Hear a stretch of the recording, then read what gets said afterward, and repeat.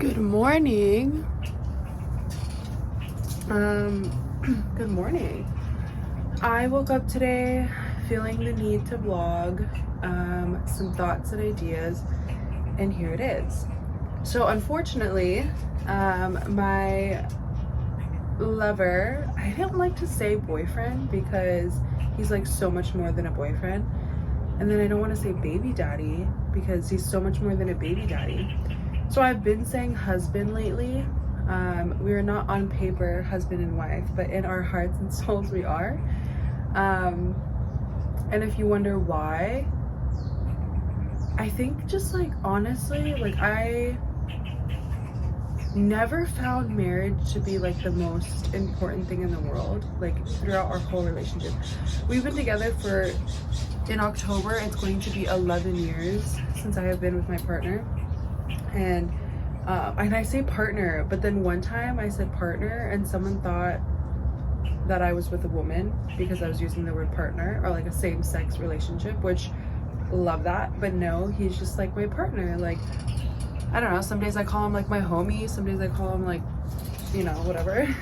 But oh, if you wondered why I'm not married, it's just because, like, you know, whatever. I feel like sometimes you just take an untraditional route, and that's the way it is. I mean, we've been together since we were 15, 14 years old. So that's just, like, crazy to think about. And because we had that privilege of, like, being together at such a young age, we also had to grow up together, and we're still growing up together. Like, we didn't get to figure out our lives and then find someone and then get married. Like, it was like, we are in the trenches of life, and trying to stay together through it. Anyway, that wasn't the point of today's video. Today's video was kind of just like, I feel like I've been reflecting on my life a lot, and every time I reflect on my life, I just want to share it because I've come to the realization, or I've accepted, I think, the part of my personality that is just extremely vulnerable. Like, I am a Pisces, and I know that's like a Pisces trait, and it's something that I'm just learning to own because I don't know why. Like, I share my life on the internet, at least through dance. Like, my personal life sometimes, and I have in the past, and I am now, but nothing like crazy. Like, you know those like vloggers where you're pretty sure you know everything about their life. You know, I still have things that are private, but that's because I was doing that for my like safety, mentally and spiritually, and of course like real safety. I don't know like how far this video could find, you know, the wrong crowd of people, which I don't think it is, but like I just feel like I'm like growing up, and like my vulnerability is not something that I have to be so shame of. I was just so used to being the most vulnerable person in a group of people. Like, in my smallest group of people, I feel like I'm the most like public with the way that I do things, and I'm very present on the internet, and the internet feels like such a big impactful world, you know what I mean? Like, we live on the internet, and like it's become so much more of our reality that the idea of sharing myself on the internet started to become a little bit scary. Even though I've always like been drawn to being like this, I just hesitate. And now if you're looking on the outside, like if you keep up with me, you might not think that, or you might think that like you've been sharing yourself on the internet, like what are you even talking about? But there's just so much of my life that I just don't share, or there's so many like thoughts and things that I don't share still, but I want to. So here we are. My little no editing vlogging series is where it's gonna start, and one day when I want to edit a video again, I will. But something that's been on my mind, can I take a drink of my coffee? Hold on. You know, for someone who loves coffee, I was using the Keurig, or no, I was using the French press, which is like great. I love making coffee that way, but like no one's trying to make coffee like that every night or every day. So I got my Keurig, but instead of using like the K pods or whatever it comes with, like Keurig pods like that you can buy, I buy grounded coffee, and I put it in, you have like a pod that you can use grounded coffee in. One, the coffee's cheaper. Two, the coffee's better. Anyway, but it's still not as good as French press, but I'm a lazy girl, and whatever, that's just what it's going to be. Back to my story.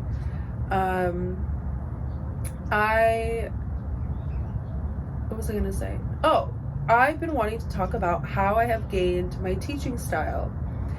So I am a Polynesian dance teacher, and I come from a line of Polynesian dance teachers, instructors, cultural keepers, all of the words that you want to use. Both my mom and my dad's family were thick in dancing. My dad is Samoan and my mom is Hawaiian.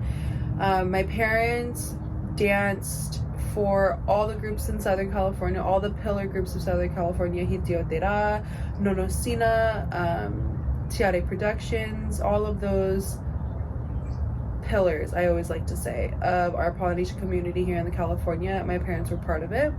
And then my grandmother was teaching, and my grandmother's name is Lokelani, which is where my mom and I have our name, and now my daughter. And my grandmother was teaching, and then my mom basically took it on, like once she was like fully starting to, I think, start her life, like as like a full-blown, like she was a mom before she had her group, but I mean, you know, she got with my dad, and I think they were just trying to make sure that they had a place for their children, and so they started their studio in Costa Mesa, California, my home, my love. And yeah, so that's my history. And then I ended up falling in love with a man who comes from the same family. It was just amazing, and it's something that we get to bond over. But with that said, I was able to learn a lot from my parents. And one thing about my mom that I've been reflecting on a lot, and my dad, of course, but my dad was like working, and so my mom was like, you know, the one that was taking us everywhere and stuff like that. But my dad was supportive, of course. My mom never held me back. It was like, I'm looking back at it now, and I think like I owe a lot of my success to my mom and my dad, of course. But me and my mom just have that mother-daughter relationship that's a little bit different, but it doesn't make my dad and I any less or anything like that, you know?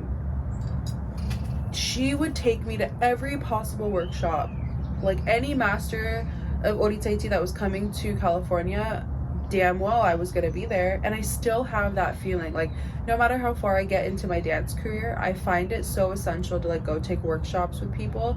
And I think I'm just like, my mom bred me like that. I hated it. I hated going to take a workshop because I was lazy. Honestly, I felt like I was really talented and really lazy. And then I grew up a little bit, and then I started to love taking the workshops, but it took like a while. Like, solid 15 to 16-year-old Kanani loved it, but was still kind of a brat. Moving to like 17, 18, I was like, oh, like this is actually really beneficial in my life, and I love it. Moving on, I was able to learn how to teach from my mother and my father, and just watching them constantly running a group and being behind the scenes with them every single day since the day I was born. And then it wasn't just my parents, like I watched my brothers teach, I watched our lead dancers teach, because before me there was obviously other dancers that my mom would have as like the lead, and they were teaching, and I learned from them.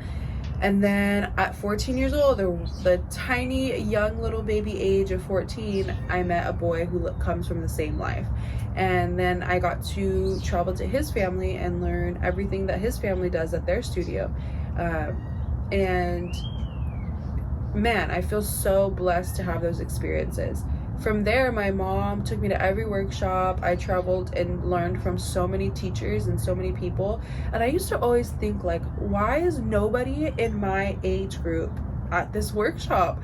Like, I used to feel like I took so many workshops and never saw people that I thought would be there, and people that had groups too, or have groups today.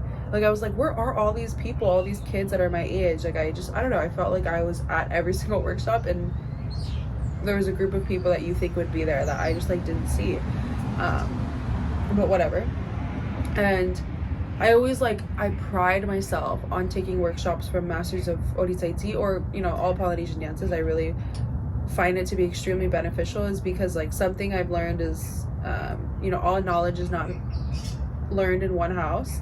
And I feel like you don't have a school for what we do, right? We don't get it to go to university, but I bank my whole existence off of like the life experiences that I've had, and I'm so grateful for that.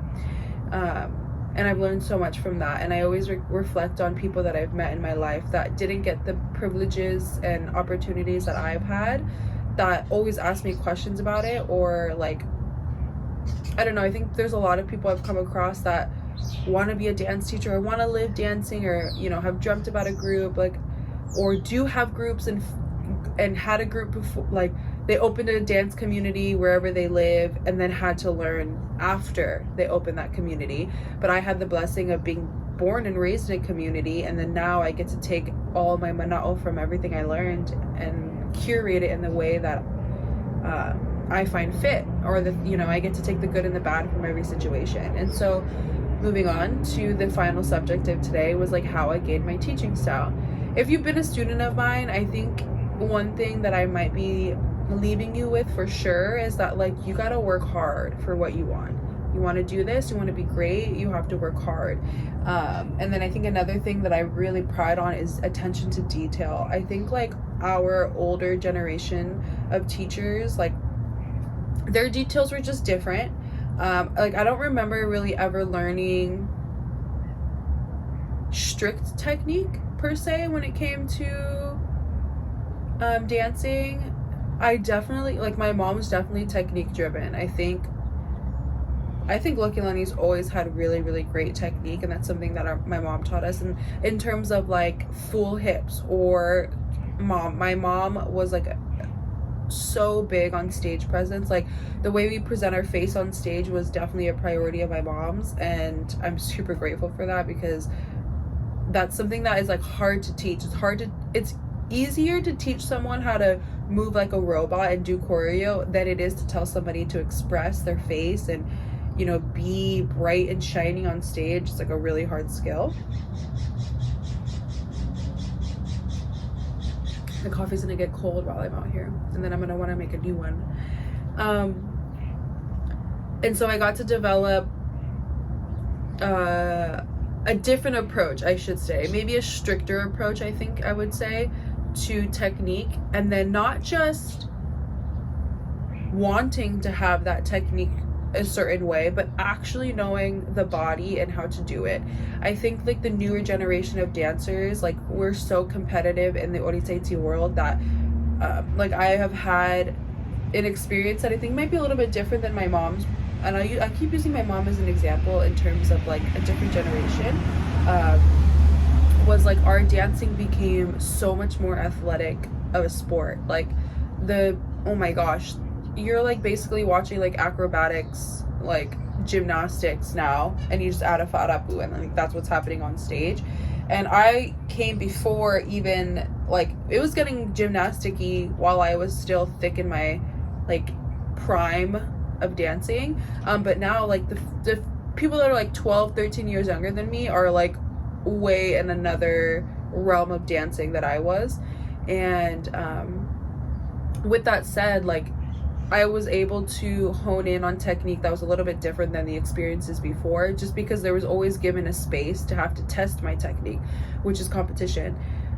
Competitions weren't so thick or as aggressive as maybe they are now, and so and especially not so much of a priority, I don't think, especially solo dancers, because now we have championships. Now we have like a higher place to go than just like our little comp that's in our city. And like now we're so international, and everybody's gotten the word of Ori Tahiti that we're constantly competing against other countries even. And so yeah, I remember like being taught how to ta'iri tamao, but then when I sat in the mirror, I found like 100 ways to make it stronger and better. And so now I prioritize that in my teaching. I'm like, you can do it like this, and it's not that it's wrong, but do you want to be amazing and do it like this? Yeah, let's do that. Like that is so much fun. But it's not the only way to do it. Of course, like dancing easy kind and not you wanting to kill your body is Ori Tahiti at its heart, of course. But now we're just, you know, moving forward and learning how to make things more complex, and that's like something I love. I think another thing that I prioritize in my teaching is self-love. I think the only reason why I'm able to teach is because I am constantly on a journey of self-love. And I use movement and culture as the backbone of me discovering how to love myself even more and more every single day. I think I have so much more forgiveness for myself than I ever had before, and I learned that by teaching. I learned that by moving my body, and I learned that by personal experiences that are outside of the studio, but it was supported by being able to spread that word of love is how I also discovered it inside myself. I think I get to take my experience as a dancer, as a professional dancer, as a professional teacher, as a professional artist. Like, I get to take all these experiences and turn it into art, which is just like an unbelievable way of therapy that I cannot fathom to this day. Like, I seriously get to take my emotions and put them into movement, or I get to take my drive, my ambition, and my goals and help somebody else also reach their goals and, you know, bring their ambition into fruition.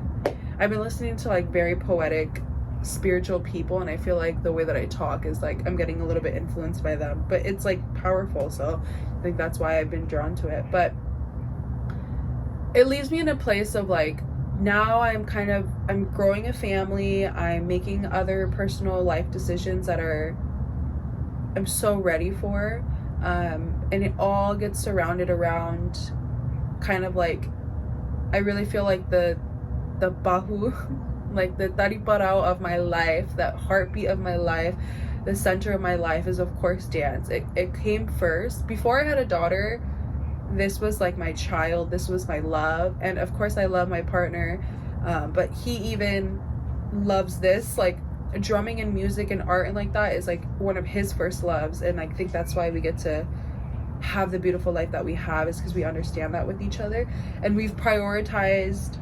we have seriously, like, I always like to think of myself as an Olympian, and I don't want to be forgiving for that. I am fully an Olympian. Like, I train, work, do everything in my life for this art form, and that's made me the teacher that I am today, because there's nothing else that I get to focus on but this, and I will focus on this until the day that I die. I will make sure that this works and gives me a lifestyle and the life that I want. Like, I will go all the way to the depths of the ocean until I fail, until it falls apart. And I think that's one of the things that has made me the teacher that I am today, and has made me proud of the teacher that I am today, is because I'm gonna nosedive into this, and you're gonna get, if you're my student, you're gonna get all of me, and you're gonna get all of my love, and everything that I could give you, I'm gonna give it to you. And I think, like, even in my workshops, like, I try my best to leave like an impact on the people that I teach at workshops, because something that I'm very privileged to have is a dance community that's thick and rich and evolving. But when I travel to smaller parts of the world, smaller Ori Tahiti parts of the world, like, I went to North Carolina, I've been to Colorado, I went to Utah, and Utah is a special place though, I'll come back to that. But just places with like smaller Ori Tahiti groups, or places in Europe, and even in Mexico, like just reaching smaller groups of people that don't have the community that I was born into. Man, do I just want to leave so much with them. And yeah, it just is something that I value so much in my life, and it's a place that I have been able to impact, and I will do that forever. Catch me in 10 years and maybe my priorities change in life, because I probably have like three more kids, not 4 more kids, but you know, whatever. But I want my kids to know, and I think the reason why I'm also reflecting on this is because I'm just watching my daughter live life. We're living life together, and I'm taking her along the journeys that her dad and I go on, and we are very much artists. We move like artists, we act like artists, we live like artists. We're very carefree, we're very go with the flow, we're very hyper focused on our art form more than other things. And of course everything has its downfalls, and we're not perfect, but I think we're so much happier and we're better parents because we've chosen to focus on our Polynesian dance culture, drumming, music dreams. And my daughter will live a rich life because she will know that it's so valuable to pour your heart into something, not to let it drown you, you know, to be realistic about your goals, but to follow your heart. And that is what her dad and I do, and I'm so grateful for that. And that adds to my style of teaching. I think I try to tell my students to be intentional and purposeful in their movements. And I don't just mean their steps in Ori Tahiti, but their life, because it will start to reflect each other and it'll start to come together. The practices of being intentional when it comes to my teaching helps me be intentional in the decisions that I make outside of the studio, just because I've been practicing the practice of intention and purpose for so long that like there's just no way I could be a completely different person when I walk out that studio. And I've been able to learn that what we do inside that studio is like can be life-changing, and it could just be life-changing, and it could tell you and teach you and guide you through everything that you do outside of that studio. And I think there's spaces like this for everybody. Some people go to church, some people go to a different job, some people just have like a different style job. Maybe it's a school teacher, you know, kind of maybe feels the same way in terms of like giving everything they can to their teaching. What else? Athletes understand the idea of like prioritizing peace in mind and goals and training and routines and like, you know, like that. And I think like, yeah, I'm trying not to get lost in my brain and ramble, but I feel like I've just gained my teaching style of compassion and love, technique and dedication, evolving, you know, never staying stagnant in your art form. And I've been able to gain all of that and try my best to apply it to my students. I think another thing too is like, I think the elders that I had in my life were not the best at like explaining things. And so I try my best to explain things with a lot of detail now, just to make sure, because not everybody is on the same wavelength as you. So it's something oh my gosh, this is a good one. I've really learned that no one can read your mind. Like you have to say things fully in detail if you're trying to get something across, because no one can read your mind. And like you may be like sugarcoating or trying to say things like in a simple way, but someone might not be able to grasp that. And so like you have to have a way of communication with your students. There's a lot of times where I ask my students like, is it me?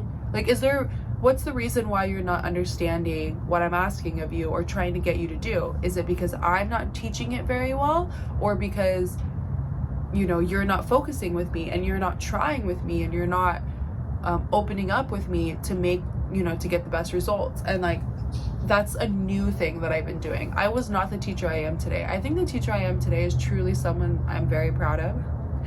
A few years ago, I was not compassionate. I was not productive. I was ego driven. I was a very tunnel vision type of teacher. I lacked empathy. I lacked compassion. And I was following a rule book that I didn't need to follow in my head. And then I had horrible experiences from me being a crappy teacher, and now I am here today trying to always better myself and be positive and grateful and things like that. I share these videos because I want to leave this world knowing that I actually did the things that I dreamt about in my heart, or I dreamt about, and that I actually followed my heart. And following my heart is like spreading things that I value in life. And for those that want to listen to it, like, here it is. And I've been noticing, like, I think there's a beauty to it. Like my last 2 videos where I'm just like talking about life probably has like 600 views, which in the grand scheme of like things that I post, that's like a horrible day on views. Like if I post dancing, it'll get like millions of views sometimes. Like I've reached millions of views, I've gone viral multiple times, and then on like an easy normal day it's like 20k views, which I will take. I know like in the influencer world that is like very small, very very very small, but in my world, like, that's wonderful. I'm honestly grateful for the 600 that watch these intentional purposeful videos, or the 220k that want to watch me just dance. That's cool too, I get it. You know, not everything is for everybody, but I just want to live my truest life and reach the person that I visualize and manifest in my head. And this is me taking steps in doing that. So thank you for listening. Overall, I hope from this video you kind of hear my experiences on how I went out in the world, learned, and then came back home, and I'm making my choices on what I want to do with what I've learned. I live in a space of gratitude today. I have a daughter that I hope has peace in her mind and her heart. I have a daughter and future children that I dream of, that I hope will never be afraid to be themselves, never feel unsupported by their circle.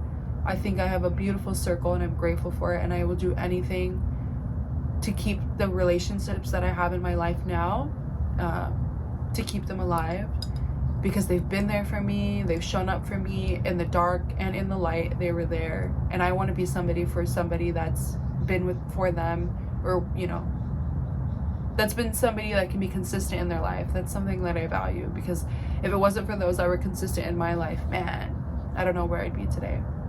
Also, I want to spread the word of like evolving and growing and learning to look beyond ourselves. I think being young, I think it's easy to say. I think it's easy to be like, there's multiple ways. What does it say? There's multiple ways to skin a cow. Is that what it is? And when I'm older, maybe I'll be stuck in my ways, but today I want to keep evolving. I want to keep finding ways to grow, whether that's career growth, personal dance growth, as a mother, you know, as a partner to somebody, as a wife to somebody, and yeah, so developing my teaching style is actually a reflection to how I live my life. I hope my students know that they are important and they are loved. I hope my students know that it takes hard work to succeed things. There's no easy way out. And I hope they can look at me as somebody who's done it before them, as a way of not to follow me, you know, step by step, but to just have somebody to look at that was like, if she did it, I can do it. Or like, you know, I want to be a space of inspiration, which I used to think was the scariest place to be. When I was still developing myself as an artist and as a dancer, as a teacher, as a businesswoman, I felt very fearful of people watching me go through that process, even though it doesn't seem like that. Like, I know it's so backwards because I would share it on the internet, but that's because that's what I wanted to do in my heart. But in my insecurities, I was like fearful of people watching me be a certain way because I didn't want to be judged by people. But I hope my students, and especially those that are younger that watch me, to be brave and to do it. You know, don't look back and say, I wish I did this. I can't say that about my life. I can't say that I wish I did X, Y, and Z different. And the reason why I don't have to say that about my life is because I just went for things. And yes, it turned out negative, but I never have to look back and think like, man, I wonder what would have happened. And even when things turned out negative, it came out like the person I am today is so positive and peaceful because I was able to reflect on those moments that didn't work out. But I will never have to look back in my life and say, I wish I did something different. I get to say that I did everything I wanted to do in the moment that I did it, and thank God that I did that, because now I'm here today. You know, I'm here today. Honestly, I feel like I'm living the life of my dreams. I don't have the traditional American life. I have a very traditional Polynesian life, which is like living with your family, raising your child in a house full of her aunties, uncles, and cousins. Like, I get to live a very Polynesian style life, and man, am I grateful. Am I happy? Am I content in my life? Am I fear of judgment? Yes, but I don't think that fear is real. I think I'm letting it get to my head, because at the end of the day, I have mine, and I hope and dream that everybody reaches a point in their life to feel content.